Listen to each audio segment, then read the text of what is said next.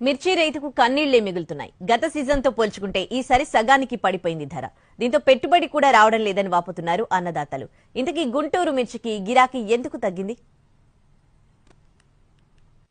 గుంటూరులో ఆసియాలోనే అతిపెద్ద మిర్చి యార్డుంది.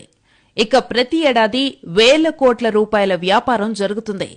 ఇక్కడ మంచి ధర లభిస్తుందని వివిధ ప్రాంతాలలో పండిన మిర్చి పంటను ఇక్కడికి తీసుకొస్తుంటారు రైతులు. కానీ ఈ సీజన్లో గుంటూరు యార్డుకు మిర్చి రాక తగ్గింది. దీనికి 2 కారణాలున్నాయి. దిగుబడి తగ్గడం ఒకటైతే సరైన రేటు లేకపోవడం రెండో కారణం. మంచు కారణంగా ఈసారి మిర్చి పంటలో తేమ ఆరడం లేదు. దీంతో రైతులకు గిట్టుబాటు ధర రావడం లేదు. మరోవైపు బంగ్లాదేశ్లో మిర్చి నిల్వలు పేరుకుపోయాయి. అటు చైనా రైతులు కూడా పెద్ద మొత్తంలో మిర్చిని పండిస్తున్నారు. మరోవైపు ప్రభుత్వ ఆంక్షల వల్ల విదేశాలకు మిర్చి ఎగుమతులు ఆగిపోయాయి. వీటన్నిటి ప్రభావం గుంటూరు యార్డు